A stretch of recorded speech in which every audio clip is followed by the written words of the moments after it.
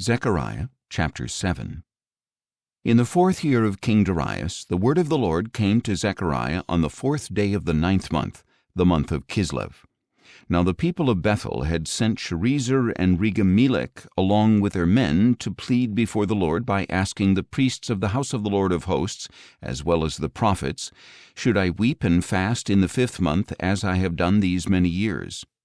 Then the word of the Lord of hosts came to me, saying, "Ask all the people of the land and the priests, when you fasted and mourned in the 5th and 7th months for these 70 years, was it really for me that you fasted?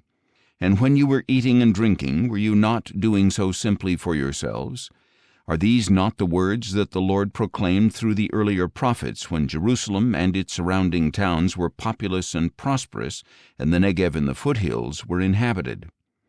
Then the word of the Lord came to Zechariah, saying, "This is what the Lord of hosts says, Administer true justice, show loving devotion and compassion to one another.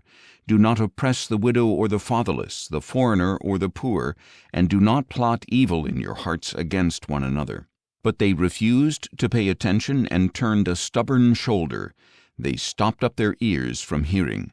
They made their hearts like flint and would not listen to the law or to the words that the Lord of hosts had sent by his Spirit through the earlier prophets. Therefore great anger came from the Lord of hosts. And just as I had called and they would not listen, so when they called I would not listen, says the Lord of hosts. But I scattered them with a whirlwind among all the nations that they had not known, and the land was left desolate behind them, so that no one could come or go.